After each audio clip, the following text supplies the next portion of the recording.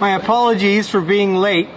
I don't know whether you guys can see this, but I actually have a desk set up. It's actually a table for you agility fans. I'm literally set up on a table, and I have the MacBook ready to go. Busy night tonight. We had lesson 2 for all our grade 1 students. If you didn't get a chance to see our lesson 1 from last week with all our new grade 1 students, it was a really fun night. And tonight it was the first for the Tuesday night students. It was their first lesson. So there's always tons of great questions. Oh, I'm on the wrong side. Sorry. She'll knock off the cables. Lots of fun. And just don't let it crawl across. Here. Offbeat. She's like, but this is a dog table. Why am I not allowed to get on it? It is probably a little bit confusing. So, if you guys are here for some Teeter Totter training, let us know in the chat. This dog needs some training. She does. And tonight, so let's talk a little bit about what you're going to do. Well, she's been doing fairly well on the Teeter Totter, and I've made my way through a lot of the progressions, and she's able to do a full Teeter Totter. But I'm looking for a really high-level performance. So one of her weaknesses is that when she's going over the Teeter Totter, she slows down a bit too soon rather than driving all the way to the end and then riding the board down. So I need to go back and revisit some of the foundation exercises that I did initially to teach her my criteria for the ending behavior. So I'm going to break that down for her. Cool. And then there's just a few little tricks that I will do when I'm working through these things just to make sure that it goes well.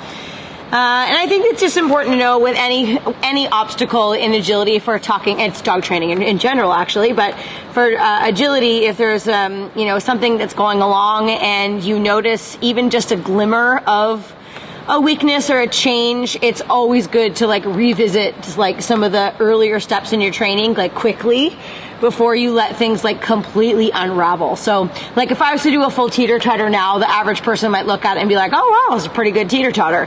And she does some good ones, but then she also can be a little bit hesitant. And by little bit, I mean a little bit. It's not really that bad. Yeah, there are varying degrees of hesitation for sure. Yeah. That's something we we help a lot of our in-class agility students with, getting dry. Yeah, and I'm looking for a very specific performance from my dogs. I want her to do the Teeter Totter as fast as she possibly can, and then also perform it safely and correctly so that I don't get any, faults or anything like that. So that's sort of the goal. Okay, I want to jump into the chat. I see we have lots of amazing subscribers in here. Madison Winters, Alexa Green, KDC, Wonder Blue. Hi, all of you guys. Chandelier Blake. Who else is in here? Bev Albright. And Bev, I really appreciate the train station reference. Now, this isn't necessarily an episode of the train station, but I love where your head is at because I need to get my train whistle is what I really need to get. I see Sarah LeBlanc. Hi, Sarah. Sarah says Riot Joey's Fly and Link Pop has the same thing, just slows a bit early. Maybe it's a fly thing. Yeah. We'll blame it on Fly. Mark won't like that. That's a bad joke. Okay. Here. So let's, if you guys are here for agility, let us know. We're also going to be answering some subscribers' questions if we get a chance, I guess, at the end of this conversation. So you can ask your questions. If there's any questions along the way, Kales, we didn't really plan this very well. This Thursday, I'm working for the fire department, so we can't do a train station episode. So I love touching base and checking in with you guys in some live stream during the week. So let us know what your thoughts are and what you're working on. But right now, we're going to dive into some teeter training. You can see Beeline is ready to go. Yeah, I can give you a bit of backstory. So this is our pup B, Beeline, we should call her B, and she is going to be 2 in the next month or so. She's not competing yet at all, getting close to being ready, but I'm still sort of working some kinks out. I'm really making sure she's well trained before we dabble in the competition thing. But my training actually starts right now. So one of the things that I would recommend when you're trying to build a dog's speed and confidence in something is get the dog in the right mindset before you even try that particular thing. Sometimes people go out to work things and they sort of walk out slowly and they make the dog sit and be calm, and although some situations that's perfectly appropriate thing to do, but if you're trying to build speed and get them really fast, So you can see I'm tugging with her and I'm just like letting her be like a bit wild and a bit free so that her mindset is more excited. So hopefully that will bleed over into what I'm doing. So I have a bit of a game plan here, and so I can see the Teeter Totter behind us here. So my criteria for my Teeter Totter is that she is to run to the very end of the Teeter Totter and then ride the board down. So what I'm going to start out with is a game that I play. We have two names for it. Sometimes we call it the elevator game, and sometimes we call it the surfing game. So basically what I'm going to do is train her or condition her to run up the Teeter Totter and go all the way to the end of the board and get a reward, and then ride the board down into position. Now I'm not going to worry about the riding the board down part. I just want to really make like the running up to it really exciting. So you'll notice that I sort of just lower the end of the board really calmly and carefully, and then I'll build that part into it, and I'll show you that part as well, but I'm just going to start with that part first. So if you guys have questions when I'm doing it, just let Ken know, and then he can either answer them or he can ask me and I can answer them.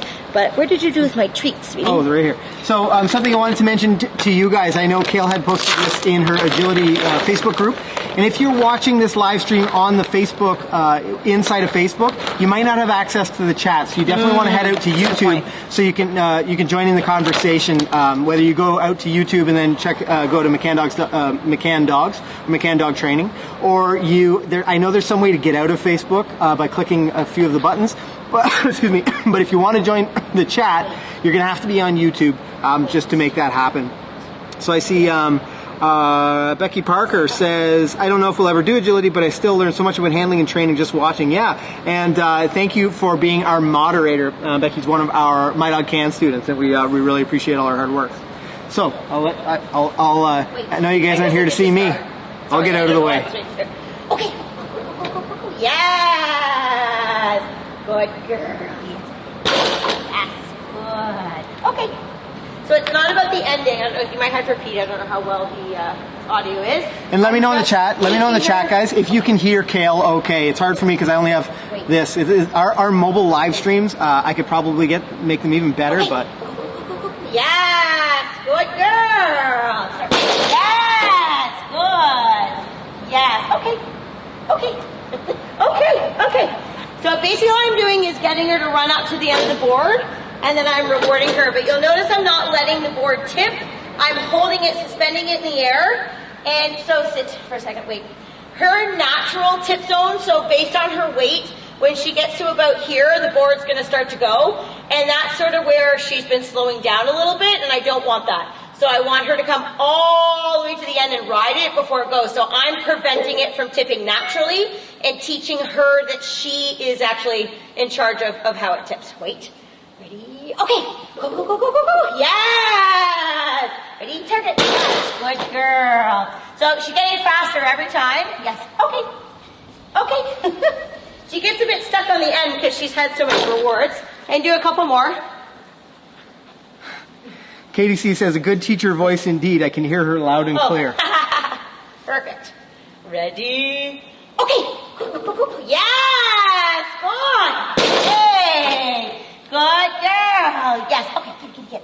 So one thing that she's also doing really well, which I'm not focusing on quite yet, is when the Teeter Totter hits the ground, her paws are hitting the ground before the board, and she's been trained to do that. That was a foundation exercise.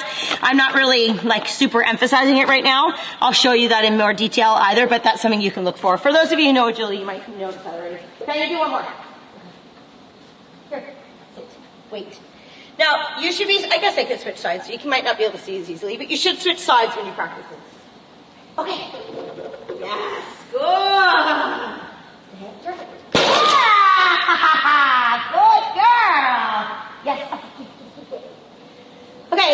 Now I'm going to test her and see what she does. Now, what I've done is I've put it, you can't see it off screen here, but I put a tunnel before the teeter, and that's to increase her speed.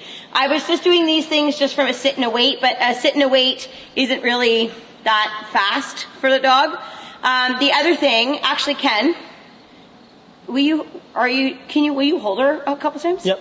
So you could add a tunnel, or you can do some restraint. So Ken will hold her. I'm gonna like rev her like crazy and then send her over. And if she does like a really, really good one, then I'm gonna like probably go nuts and like tug with her and like make a big deal. And if she's not so good, then I'm just gonna sort of be flat about it and then we'll try it again. Okay, go see Ken. Are you ready? On your mark. Can you go back a little bit further? Yep. Ready, set, okay. Go, go, go, go, go, go. Yeah! Oh, it was too fast. I'm going to her anyways. Yes! Good girl. Okay, so talk about why. So, you know, some people might say, oh, that she didn't do right, you shouldn't reward her. I am trying to get her to go fast, and that's exactly what she just did. So I'm just giving her food, but I'm not really making a big deal out of it.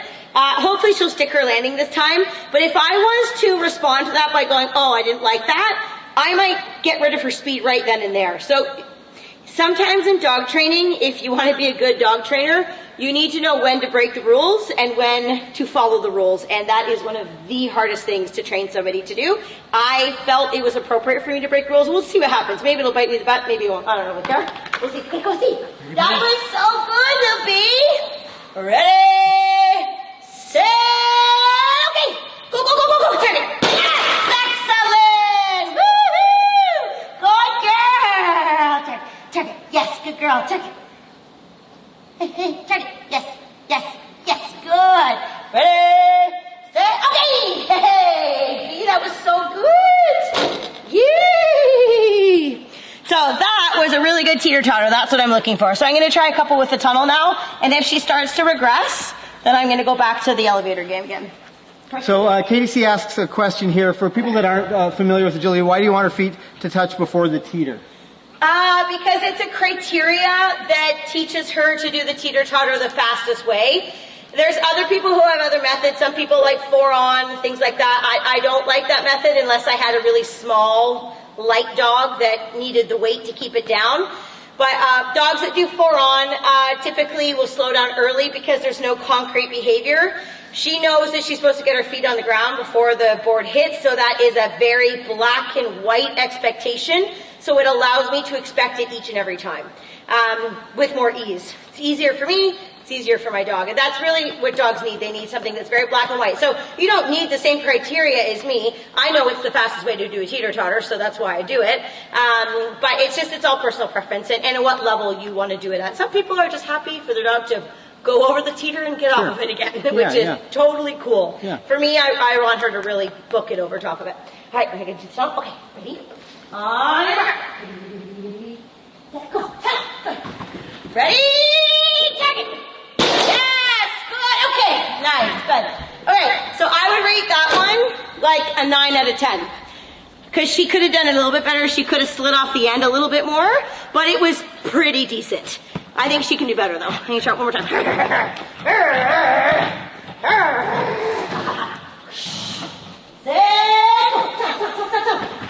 Ready? Go. Go, go, go, go, go. Yes, good girl. So that one sucked. Okay, so I'm praising her, but I'm not going to give her a try for that. Now I'm going to go back to holding the board up again. Good girl. You ready? Here, sit. Wait. Good girl. Sit. Okay, go, go, go, go, go. Yes! There! Okay, get it. That's right. Good girl. Little bee. Her. Get it. Her. Okay, out. Sit. Sit. She's waiting. She's waiting. She's waiting. Okay, go, go, go, go, go. Target. Yes! Okay, get it. Beautiful. Good girl. Okay, come here. Okay, now I'm going to try to be fast this time. I'm going to do the tunnel and the teeter totter, but I'm going to try and hold the teeter so that she can't do it wrong. Ready? Get it. Come, go. Ready? Go, go, go, go, go, go. Yes! Excellent. Get it. Good girl. Yay! Get it. Woo! I missed it. Good girl. So that was good. So let's break it down a little bit why you went back to holding the teeter. You know, the fact that you took the tunnel out of it and did the elevator for... I did it because she slowed down before she was getting to the end. So again, rather than doing it again and doing it again and doing it again and letting her rehearse it, I just went back to the step that teaches her the criteria.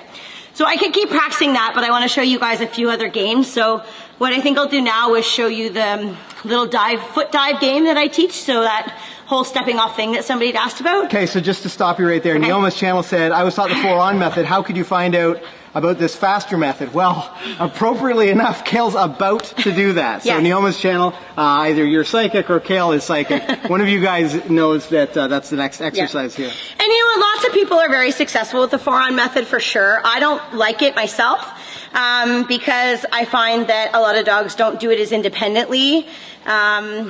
And some dogs will slow down a little bit. I also want her to hold position until I release her. And then obviously in a competition, I'm not going to hold her very long. I'm just going to release and touch and go.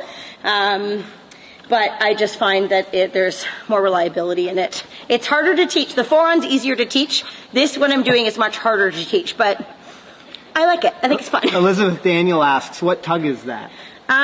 It's just an old, gross one. It has like... faux fur on the end and then like a red bungee tug because she's really small. She's only about 23 pounds, but she tugs really hard. Boy, does she love to tug. Yeah, she does. So this just sort of makes it easy on her body and makes it easy on my body as well. It's not very exciting. I literally just grabbed it out of the toy bag, but the dog, she likes it. Okay, should I do the dive thing? Sure. Shall we practice some diving, my little girl?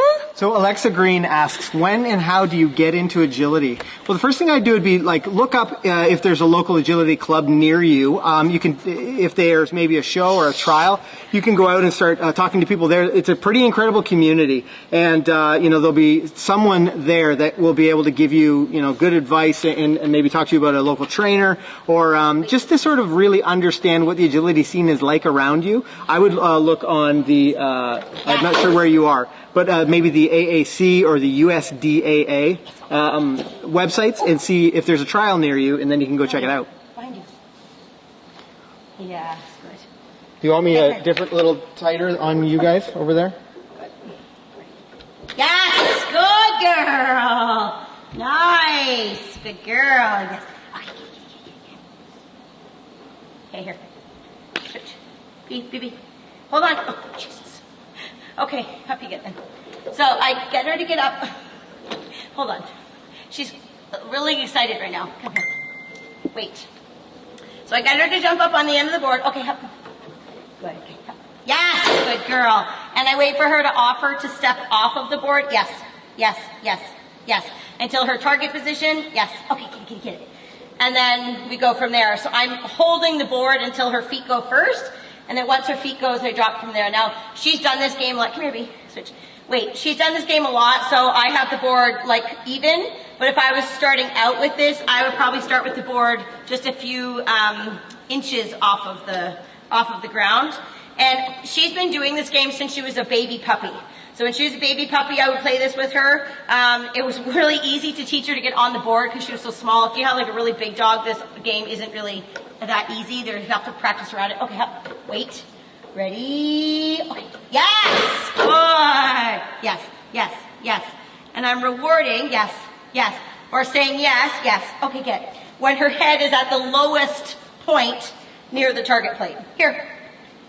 And I teach it this way because I do not want her to look at me. I want her to focus forward. Wait, Missy Moo.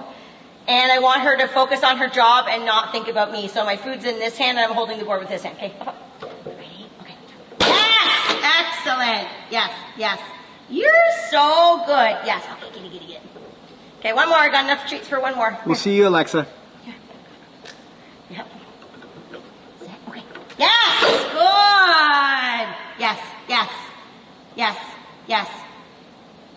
Yes, get it. Good girl. So that's one game you can play. And I can show another one. Yeah, for sure. Now, if you have questions about training your teeter, I know our cameras, I'll just come in the side, this looks really interesting. If you have questions about training your teeter or, anything in agility, we like to do some agility streams, maybe one a month. So this is a great place to ask that question to Kale. I see Madison Winters has a question, and I think we'll come back to it because that's a pretty important one. Okay. But let's continue doing some of the teeter games and some of the teeter exercises that you use to get bees so speedy. Okay, so this next game is called the Bang Game. This is a pretty popular one. So I've put the down ramp, so the entrance end up so that it's suspended in the air. And that is just to focus on the end. And this is really great to use for dogs who need to build value for the sound, if they're a bit worried about the sound, or if they're a bit worried about the movement. Or in my case, my dog's not really that scared of either one of those things, but her balance sometimes was a bit wonky because she was just not really sure, like either going too fast or just a little bit unsure. So I like to practice this for her weight shift as well. Now I did a lot of hand feeding with treats on that last one, so I'm just going to switch it up a little bit this time. And when she hits the position, I'm going to say yes and either throw my toy, or I'm going to say yes and tug with my toy, or I'm going to send her forward to it. So I'm going to keep switching it up, but I'm going to use a toy reward rather than a food reward. So I just like to switch it up and keep it interesting for the dog when I practice this. So I don't know if you want to answer that one. I can't quite see it. So Neoma's channel asks, I've been using take a bow instead of nose touches. Is that at any disadvantage? You actually say take a bow? Yeah, it looks like it, yeah. She's been using take a bow instead of nose touches. I feel like that's too long to say. I would condense that down to just bow. So it's easier to say. Take a bow would take like your dog. Your dog would have to wait on the contact for too long, so I would make that shorter. And nose touches is a very specific criteria. Yeah. You know, there's a clear target that the dog is driving towards. So I think and then we wean off of that afterwards. Yeah, and then we wean off of the target. Yeah. So I think that's one of the big advantages of the nose touches. Yeah. Now, Cisco Spice asks, would you teach this performance to, say, a 20-pound Border Terrier? Yep. Yeah, absolutely. We would teach this to any agility That's a very dog. large Border Terrier. Yeah. Yeah, yep. Usually dogs like 15 pounds or 10 pounds and under, I would teach the 4-on. So we have a 6-pound toy poodle, and I have to teach her the 4-on because she's so light that when the board hits, she's so small. If half of her body weight came off of it, and like now you only have 3 pounds left, it literally would start to rise back up and take her with it. So it would like catapult her back into the air. So she had to learn the 4-on because she was too light. But usually 15 pounds and up have no problem doing the 2-on-2-off or nose target. Okay, come on, let's play again. Ready? Oh, good girl. Okay, you gotta wait till I say though. Come here. Come here. Are you ready? On your mark. Get set. Okay, hop target. Yes, good. Okay, get it. Yee! Good girl. Ready? Hop target. Yes, okay. That was a good one. Yeah. I'm going to help you guys out here, and I'm going to try to track tail and beeline. Set, hop target. Yes, good. Okay, nice, Bee. Good girl. Yay. One more. I'm also testing her ability to hold position as I run away as well, which is also very difficult. Ready, set, okay, come on. Good girl. Nice. Okay, do one more. Tug. Ready. Get set. Yes, good. Tug. Whoops, whoops, whoops, whoops. Yes, yeah, tug. Good girl, tug. Okay, out. Okay. Good girl, lay. So why did you choose to tug with beeline there instead of, rewarding her off? I just sort of wanted to switch it up a little bit. Also, too, by tugging, I almost like try to pull her off of position. And if you heard me, I went whoops, whoops, whoops, whoops, whoops, because her back legs came off. So I just basically withhold the tug until her back feet come on, and then the game resumes so that she learns that the most fun part is when her back feet remain on the contact zone. Whew, I'm out of breath. That was exciting. Yeah. Okay, I have one more version that we can do. Okay, let's answer a couple questions really quick. Okay. So Neoma's channel says, and this is in regard to been using take a bow. Okay. She does it automatically now with practice. So that take a bow method. So that's our in contact behavior. But something that we know, especially teaching, some of the students' dogs. I know I'm off camera, but having that specific target is good for building drive. We can, and independence. And independence for sure. Because sometimes, like, if try doing that type of behavior and build on being able to be like 5 feet away from her, 10 feet away from her, 30 feet away from her, and that she's still able to drive down into that take a bow position without being dependent on your positional cue. Right. Which is something I find teaching them an actual nose target behavior, because the dog's so enthralled in the job they have to do at the end, and it's about the job, it's not about you, that the independence comes a lot more quickly and usually more easily. Yeah. For sure. Hi, so Cisco Spice says he's actually 17 pounds, her border terrier. Oh. And she says, cool, because I like this for getting him to the end of the board. Yeah. And that's the big advantage. And there's so many, like, look at all these little fun little games I get to play without just, monotonously doing the teeter totter over and over and over again, and you gotta make it fun. Like, you make these little games and, do the games that are more important for your dog. Like, I do a lot more of that elevator stuff, like the surfing thing that I showed you at the beginning. I don't do bang games very much with her because she's pretty good at it. It's, she needs like the driving to the end of the board a little bit more. But I've had other dogs where I focused more on that end behavior instead. So you have to kind of play to the dog's strengths and weaknesses. Mm-hmm. Okay, let's finish up with your last exercise, then we can jump into the comments. I see lots of great questions coming in. And if you have a question about your agility training, in just a couple of moments, we're going to be back at this. I see Raven Jones has a question. How did you guys grow your business? Well, it's actually Kale's mom and dad's. They founded McCann Professional Dog Trainers in 1982. And it grew from at a fair site, or at what was the Rockland Fairgrounds? Yeah. Was the initial, from a fairgrounds into this incredible, humongous facility. They've actually over 35 years, they've helped over 80,000 dogs to come when called, to sit and stay, to walk on a loose leash. So lots of hard work and some really great dog trainers. Grew this business to what it is today, and we're really proud to be a part of McCann Professional Dog Trainers. Okay, so let's see. Okay, Chandlin, good question. We're going to come back to this. We're going to come back to your question after Kale. We don't want B to cool down too much, so we'll finish up this last exercise so that you guys can check it out, and then we'll jump into the chat. How perfect she's being right now. I know, feline. She's the perfect dog. Everybody thinks their own dog is perfect, though, don't they? I think you're perfect. You're so good. Okay, so just to set up what I've done, this is definitely a more basic teeter-totter exercise for dogs that are either first learning or maybe you're retraining, like dogs really lacking a lot of confidence. I would start with this. So you see, we just take those foam squares that like you buy for like your kids' rooms, and we use them in like the bottoms of our X pens a lot, like from Walmart, like the 4 foamy squares. Am I making sense? Whatever, foamy squares. And then we just pile them up and we tape them all together so that we can bump up the teeter. So basically what I've done now, get out of the way, is I've created, and I've left a pretty significant drop for her, but Ken and I started a brand new group of students in our classes tonight, and it was their very, very first time seeing the teeter totter, so I probably had about 4 more foams in the tippy end so that it was only tipping about, I don't know, an inch and a half, and then we'll progress on that as the weeks go on. But she's a bit more experienced, so I'm gonna not do it quite so small. And then basically what this does, it just minimizes the tip and teaches the dogs to run across the board with a little bit more confidence. So this is a great place to start. And the teeter-totter is a dangerous game, though, because if they get spooked or if they get worried on it, there are some dogs that it can literally take months to fix, so you need to be very smart about how you practice, and you need to make sure that you're watching that the dog is showing confident behavior. There's a lot of people that confuse the dog going over the teeter-totter quickly as a form of like the dog being motivated, whereas I will watch the dog's behavior and see that the dog is fleeing, so they're scared, so they're trying to go over fast.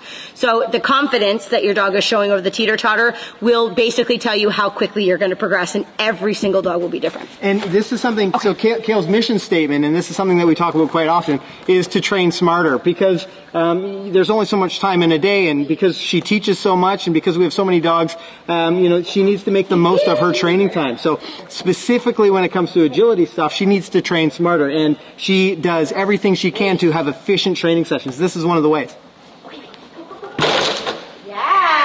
Good girl. So I'm just going to give one reward for that. Okay. Because she hesitated at the bottom. Okay. She hasn't seen this since she was, she probably hasn't seen this set up in a year. Ready? Come here. You're cheating. You're cheating. You're cheating. Come here. Wait. Ready. Set. Okay. Go, go, go, go, go. Yes. Good girl, target. Yes. Good girl, target. Yes. Good girl. Okay. Okay. Okay. Good. Wait. Good. Okay. Good.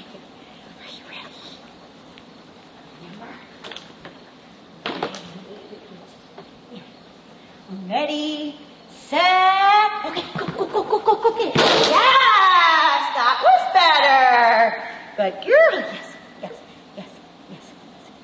Good, yes, yes. Good, yes, yes, yes, good. Yes, okay, girl. Okay, here.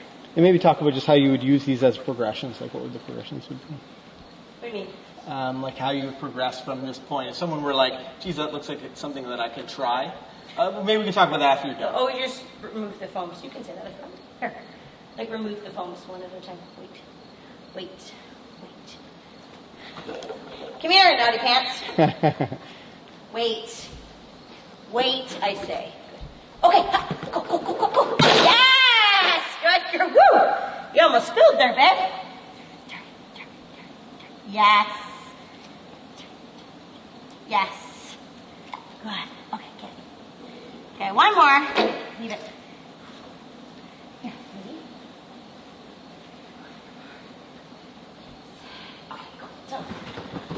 Okay, go, go, go, go, go. Yes! That was a good one. Yes! Yes!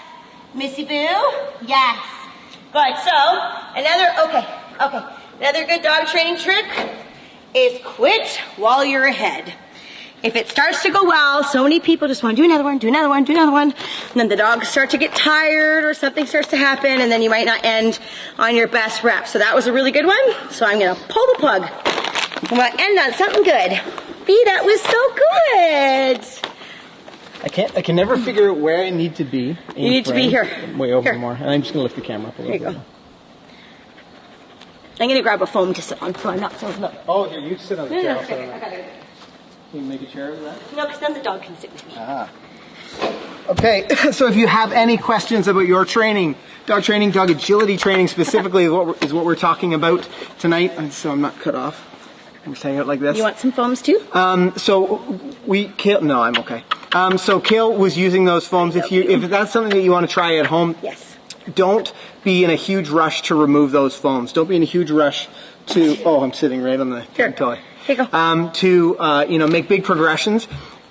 In the early stages, it's all about confidence and motivation, and that needs to be your focus, specifically confidence, because as Kale mentioned earlier, a setback can be really troublesome and really challenging to fix. So, and don't be, and to speak to that, don't be in a huge rush to progress quickly on the Teeter Totter. I have quite an accomplished dog. Her name's Funky Monkey, and she's just recently a bit more retired. And I would say that of all of the pieces of equipment, the Teeter Totter was by far the most challenging for me to teach her, because she was worried about the movement, she was worried about the sound, and so I basically had all of my other obstacles completely trained, and I was still only halfway through my Teeter Totter progression. But I didn't really let that stress me out, because I knew that if I pushed her further than she was ready for, I would just keep progressing and having to go back. So I just allowed her to sort of set the pace, and I did things like I would practice the Teeter Totter first while she was the most fresh. I would bring really exciting food for the Teeter Totter. She would have steak and really delicious treats. Yeah. Then that would be special for the Teeter Totter, just to sort of make it a bigger deal. I did all kinds of things just to make it a little bit more exciting, and then it took some time, and I mean, she has a fabulous Teeter Totter now, but I put a lot of work into it. But I think the reason why it's so successful is that I was patient. And then if we went forward and we needed to backtrack a little bit, I've been through this show before, down this, in this rodeo or whatever they call it. So I just was patient with it. So I think that that's really important advice. Your dog will be a good teacher for you. They'll let you know how quickly you should progress. Now, this is not agility focused. We'll get back. We've got some good agility questions here. But Bev Albright asks, do any of your dogs sleep in your bed? Yes. Occasionally. Yeah. Yeah. Not every night. No. I don't know. I don't like all the bed. We have 7 dogs between the two of us, and we don't have multiple dogs in the bed normally because, Ken is an excellent sleeper. I'm a very good sleeper. Any shift worker knows how to sleep well. I am not a good sleeper, and the dogs typically tend to be on top of me, and so I don't sleep well. So yes, they do sleep in the bed sometimes, but with not all the time. So with our puppies, not if they're puppies. No, our puppies wouldn't sleep in our bed until they would sleep in a crate beside our bed. So they're still with us and still close to us, but it's not until they're older and they are house trained and respectful. Listening 100% of the time. Yeah. Once they're fully trained, then we'll allow B is a good bed sleeper. And it's a good sort of litmus test for allowing your dog. If you feel like your dog's listening all the time, it's a listen to your off. If they get on your bed or they get on your couch and you ask them to off and they just get off, then you know that your dog's ready for that sort of thing. You don't want to put them in a position where they can make mistakes. So this is a big snuggle bug, this one. I know. Chandlin Blake asks, do you have any tips for dogs with too much handler focus? We have been working on focusing on obstacles, rewarding on the line and not from the hand, but I'm not able to leave early. You might need to do some pre-placing of rewards and then send the dog to an obstacle so that the reward is that basically there's a lure at first so that the dog is more focused on going to the reward, so that you don't have the reward on you, have it in place to encourage the dog to take the obstacle. And then as you're sending them to the obstacle with a reward, start to run away and start to go to the next section earlier and earlier. And if the dog can completely handle that with no problem, then you can progress to having a partner or a friend or a training buddy drop the reward. So again, you're still not holding it yourself. You drop the reward. And then the third progression would be moving then to having the reward in your hand. We utilize nets a lot. So they're very light. I can go get one. Wire. I think I actually used one down here, hon. There's probably, by the left by the chairs. See it? So we use these very discreet netting. It's just made out of wire. And so we'll use that to basically shape and mold the dog's behavior so that they have to do it right. So I heard Ken talking about the whole train smarter thing, and I'm such a believer of that. I don't really like to set the dogs up so that they're making mistake after mistake after mistake, but I also don't want to babysit them and not teach them to do things independently and with a lot of really, really strong skill. So this is a net. The net. It's probably hard to see on the camera. Yeah. It's just a light. Yeah, wire.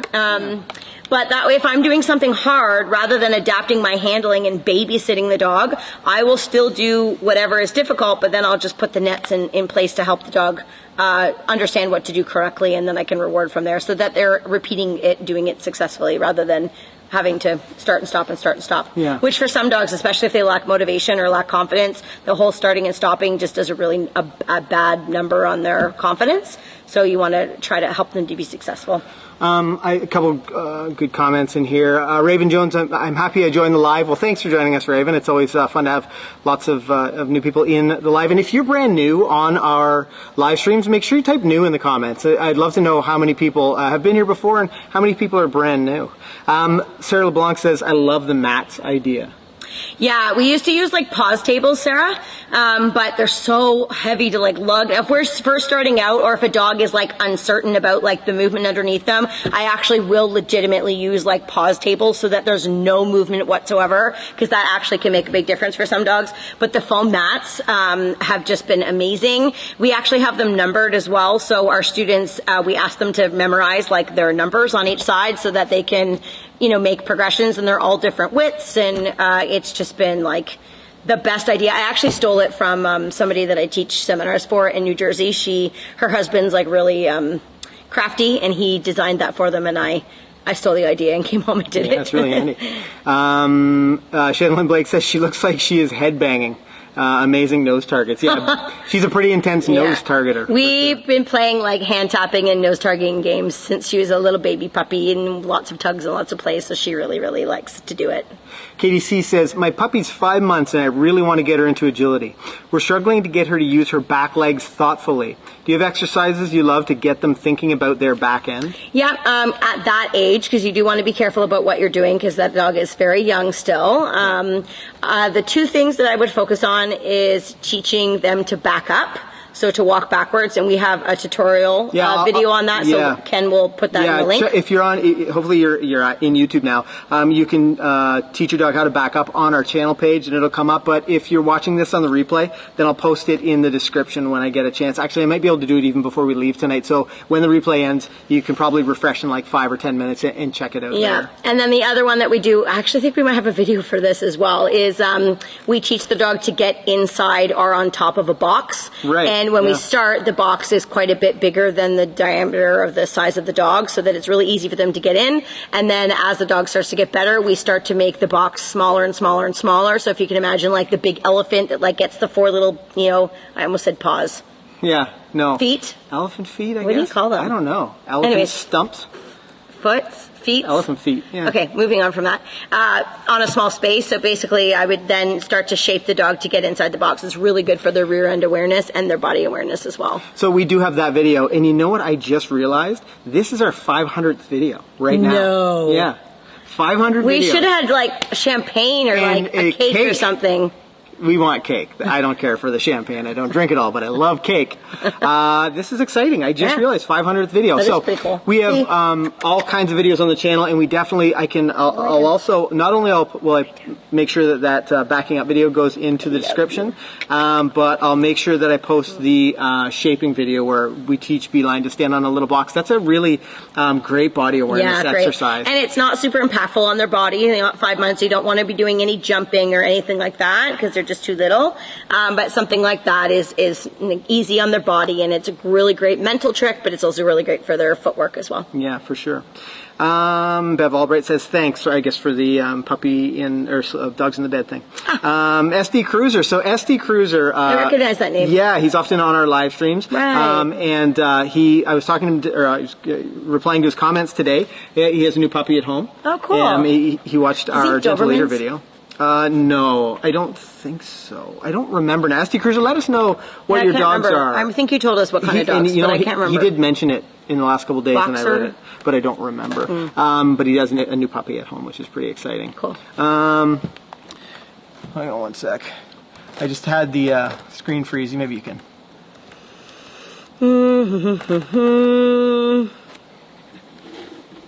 Super excited for camp. Yeah, Chandela, and that's going to be a lot of fun. October, that's going to be here before we know it. Yeah, so I'm going to post this. KDC says, I'm trying to take her age into account with our training and not to push her too hard, too fast. I don't want to hurt her at all, so I'm just asking lots of questions, and that's exactly why we do this. Now, there are age requirements. I mean, you don't want to, puppies have growth plates like humans do, little epiphyseal plates, and you don't want to, do impactful exercise on a little puppy when those plates haven't closed. Now, to compete in agility, there are age requirements. Yeah, 18 months or 2 years. 2 years old in some things, but most of it's 18 months. I don't usually compete with my dogs that young. I'm still training them at that point, but you're allowed to handle them or enter them at that age. But everybody's different. Depends on the breed as well. Like a bigger breed, I might wait a little longer because they take longer to grow. The confidence level, there's lots of things to take into consideration, but when you have a young dog like your age, 5 months, you want to start doing some agility stuff as well. But I think the main thing that I would be focusing on is teaching the dog listening skills and problem solving skills and learning skills. So, teach, mind calmness, teach, the dog to have a good recall, to have a good sit stay, down stay, all those types of things, because one of the reasons why B is so easy and so enjoyable to train is she listens so well. She brings the toy back right away. She drops the toy when I ask her to. Right. She sits and holds her weight. She broke a little bit today because she's excited, but those are minor things. She can go and lie down without being in a crate on the side of the arena while other dogs are running, and she'll just hang out there calmly and watch. She just has so many nice skills that make training her really enjoyable. And then I get to spend all of my time focusing on my finessing agility because I got all that obedience stuff and listening skills out of the way. And I worked really hard on that when she was younger. And I still do now. She's still a puppy. Right. She's still young, but I would say the first year and a half, she was in obedience classes once a week, lots of focus on obedience. Yeah. Not competitive obedience. I mean, you can do that too. I'm just talking basic listening. Yeah, I think that's often something people overlook. You know, they'll do a minimal or limited amount of obedience skills because they just want to get to agility. Sure, because it's really fun, and I get that. And it is fun, but you're going to be better at it if you have a dog that listens well. Absolutely. Here, B. So, SD Cruiser says Doodles. He's got golden Doodles. Right. We knew close. That. We knew that because I remember I think you mentioned that in a live stream earlier. I should have remembered that from today. But Bev Albright says, would love to come up. Do you guys have weekend training camps? I'm about 4 hours from you. I have a 1-year-old boxer lab, feisty mix, that I would love to see how to work with him. We have a couple. We have a couple agility-related camps a year. I have one coming up in October 14th through 16th. Unfortunately, all the working spots are full, but you could certainly come and audit. Yeah. Now, people overlook how helpful auditing. Yeah, I think people often just think you're only going to learn something if you're actually doing something with your dog, and of course, there's lots of benefits to working with your dog. But there's so much information to take in that sometimes just being able to focus solely on taking that in can be a great way to, take that knowledge back and continue practicing with your dog until you're able to actually, compete or to participate in an actual agility seminar. My coaches and I are quite involved with anybody who comes to audit our class or our seminars. They get all the same course maps. They're allowed to walk the courses. They ask questions. They can stand right beside us throughout the entire seminar, and we can engage with them. So it's quite interactive. The only thing that's different is you're just not running your own dog. But I would highly recommend that for somebody who's getting into agility. And we are offering a Puppy Agility Foundation seminar or workshop on Sunday. I think it might be October 16th. I might have my dates wrong because I'm not looking at a calendar. But in the afternoon, it's directly related to starting a dog in agility obstacle training. So all of the flat work that we do, all of the foundation training that we do, we are having that as a portion of the camp. And then a lot of the other parts of the camp is for dogs that are a bit more experienced. Yeah. There's a couple things that I wanted to mention. And if you're interested in that, you can go to McCann Dogs Agility Facebook page, or somebody doesn't have, or you can email the hall, the training facility. Yeah. I'm going to sneeze. Oh, bless you. You're so good looking. So Chandelier Blake asks, do you guys think you'll ever offer an agility version of the online My Dog Can? You're totally worth the 3-hour drive, but I'm just saying, this is something that we're talking about. We will eventually. Yeah, this is something that we're talking about for sure. Right now we're running 14, 15 agility classes a week. We have between 90 and 100 agility students that we teach every single week. Just agility. That's not even our grade, Head Start, grade 1, grade 2, grade 3. So there's not grade 4 or rally. Rally obedience. So we have tons of classes here, so we just don't have a lot of extra time to devote to developing the program, but that is definitely something that we will do in the future for sure. For sure.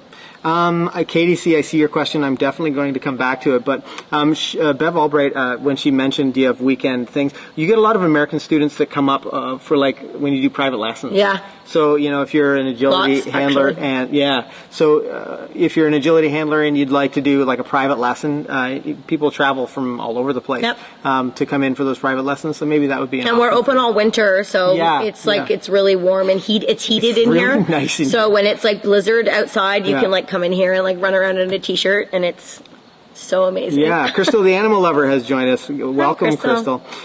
Katie C., do you have any tips for car sickness? We've been out of puppy classes because she ends up with a bad experience every time we drive. I've been trying to do short trips around the block to get her used to the movement, but I don't know if this is the best thing. Also, sorry for taking it away from agility. Don't be sorry about that, Katie. This is why we do these subscriber hangouts. So ask your questions. It's totally okay. So the short trips, that's definitely a great start. You also want to get the dog more comfortable in the crate, so you could do, in the car, I meant to say. One of the things that you could do is think about like how the dog is in the car. So some dogs will actually exhibit more motion sickness if they can see out the windows and they're like loose in the car moving around. We highly recommend that you crate your dog in the car for safety. So if you ever get into an accident, restrain your dog one way or another. It definitely needs to be restrained in some manner. But I find that can sort of keep the dog calmer so that they're not moving around. The other thing that we'll do is practice letting the dog get in the car when we're not going to drive anywhere, and maybe they eat like, a couple meals a week in the car in the crate. Don't turn the car on, and this sounds crazy, but just take them outside, put them in the car, let them eat their dinner, which whatever probably takes, like for us it takes like 3 minutes, 2 minutes, 60 seconds for some of them. Yeah. And then once they're done their dinner, bring them back inside. So you're just associating something positive with the car, and then you can progress to having the car on while you do that. But then there's also things that you can give your dog to help them. One of the most probably go-to things that we have or that we suggest are ginger snap cookies. Yep. Actually, Jim, like that you would get at like a grocery store for a human to eat. Funny story. You just give about those ginger snap we just cookies. give them to the dog about maybe 20 minutes, 15 minutes before you get in the car, just to let them digest. And ginger, as most people know, settles the stomach out quite a bit. So that can be a really good thing to try as well. Yeah, we were out at Costco doing our grocery shopping, and I saw this gigantic container of cookies, and I mentioned to Kale that, look at this awesome container of cookies, and Kale said, those are ginger cookies. That's what we, could give to the dogs for car sickness. And I had this moment where I thought, okay, I'll make a video talking specifically about car sickness. And then I got the cookies home, and I ate most of them. So I ate a whole thing of ginger snap cookies. I have a bit of a sweet tooth. This is a norm, everybody. Okay, so Sarah LeBlanc asks a really good question, and it's talking about... Sarah, you just are full of good questions, knocking it out of the park. And it's about Teeter Totter. So once you have the speed, do you just play the games to proof the performance, or just performing the full obstacle, or both? I do both. So a lot of the games that I showed you today, I would do even with my dogs that are in full competition. I do it just to keep training sessions interesting, but I also do it so if there's ever any weaknesses in the dog's teeter, like Rad, for example, he's starting to compete now. He's competed for maybe a year or so, and I would say his teeter totter is pretty decent, but there's still things that sometimes I find that I would like to improve. So if I'm doing a training session, I don't always just do like sequence training. I will do like skill training. So I'll like say, okay, today I'm going to focus on teeter and weaves, and I'll do a bunch of like proofing on the teeter, a bunch of proofing on the weaves, and then that'll be my training session. I won't worry about handling, I won't worry about course running. I'm just always like enhancing, proofing, and maintaining their obstacle performance so that nothing slips, especially if I start to compete more. So definitely go back and revisit those things.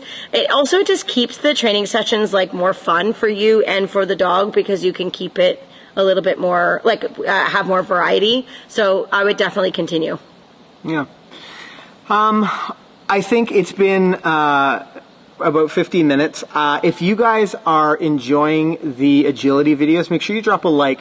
I know we have a really mixed, audience. Some people are here for puppy videos. Some people are here for adult dog videos. Some people are here for all kinds of different reasons. And I know some of you guys are here for agility. So let us know by clicking that like button. But I want to thank you guys for joining us on our 500th video. And thank you for staying up so late with us. Yeah, I know. We should have like popcorn and like bedtime snacks. Yeah. I mean, we'd normally be eating popcorn right now. Oh, we've got another question from Chandlin. Do you ever change up the teeter you use or add, this is a good question, do you ever change up the teeter you use or add weights to get them used to different teeters, or do you think they don't really notice? No, they absolutely notice. That's a really good question. Yeah. So once we teach the Teeter Totter at like the facility that you're doing it on, so actually I can use B as an example. So a few weeks ago I went and rented like somebody else's facility, and I did a fun match, and so I could get her on the Teeter Totter, and rather than just like running her over the Teeter Totter and see what happens, the very first time I went in, I did like a couple of those teeter games that I showed you, so that she was like prepared, understood the weight. I did a couple bang games. I did a couple things, like just got to let her sort of get a feel for it. And then by the end of the day, like at the last couple runs, I was able to send her over the whole thing, and she was fine. But yeah, especially for little dogs, the weight of the Teeter Totter is extremely important, because they really, like, if it's lighter, then it will drop more quickly. Anyway, so yeah, you can add different weights to it. It's supposed to, usually they test it with like a 3 pound weight on the Teeter Totter, but you can mix it up and add more and take out some, or make sure you're practicing at different places. Don't just do the same teeter all the time. Especially if you're getting ready to compete, you should be practicing in different locations to get your dog accustomed to that long before you ever compete with your dog, in my opinion, because I just think that it's a better way to prepare. Yeah, and I was sort of reading the chat, but that doesn't just come to teeter.